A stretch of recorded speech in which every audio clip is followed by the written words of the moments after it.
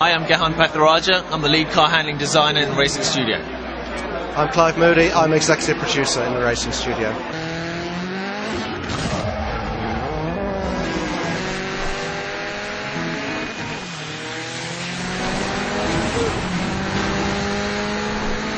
What was important to us really was firstly listening to what our fans were saying, what our fans want, but also as well trying to get some innovation into our game. It's something that we always strive for. So from the fans' point of view, they really were asking rally, give us more rally. We really want to get back to the roots of what what the old Kolejny games were all about. So we've done that in spades. 60% of this game is all about rally. But coupled with that was the innovation, the kind of cool stuff that we like to do, and the kind of stuff that we think gamers are going to enjoy that they've never experienced before. And that really got us onto the side of things with Gymkhana. We worked closely with Ken Block on DiRT, obviously. Ken is the inspiration behind Gymkhana, and his YouTube videos, something like 20 million hits, I think, at the moment. So we worked closely with him in developing how we could get that into our game. That would be something fun and genuinely something new that gamers haven't experienced before. And I think we've achieved that. We're always on the pursuit of making the game as realistic as possible, and that's exactly why we work with racing drivers such as Chris Meek and Ken Block, and companies such as Bowler, who make the Bowler Nemesis, in order to make sure the suspension and everything else is just right. The weight that you feel that the car's there is all about the weight transfer and the suspension, and that all comes from working with that collective that's spoken about.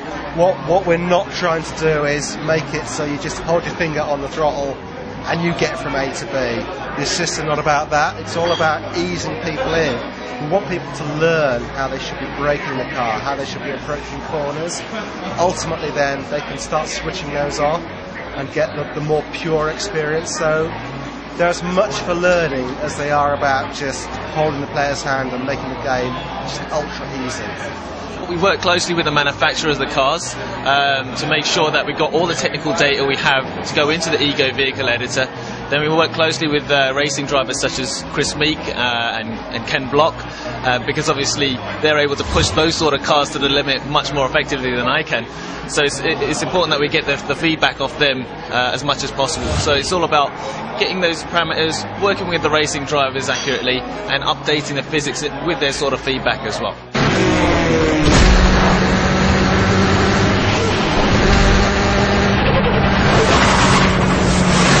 We went to the Phil Price Rally School in Wales. We had a great day. We got to drive a good range of cars, and we got to really feel what it's like on the edge of traction, and what it's like to control the car on the throttle. That was the most important thing. I think we all took something out of it quite differently. And one of the technical developments from that was working with Phil Price on improving the differential systems for our games. So you'll find that the car is more controllable on the throttle. You'll find that it's important to maintain good control over your right leg to make sure that you can get the right oversteer or understeer through the corner.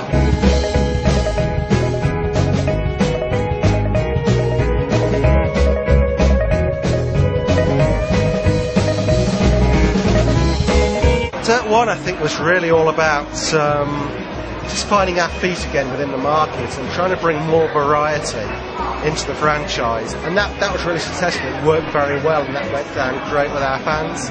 DiRT 2 was more about trying to get this sort of theme and this style associated with the game. So it had this idea of the festival atmosphere, going around the world in this trailer, entering events. DiRT 3's, I guess, is actually taking the best of both of those two games, but then really adding on to it. There's a much more professional feel to the way the game's going to be presented. But then again, when we're introducing the rally elements, that's also bringing professionalism back into what we do. And then Gymkhana, as I keep saying, is something just really fresh, really new, a lot of fun, and actually really addictive when you start playing it.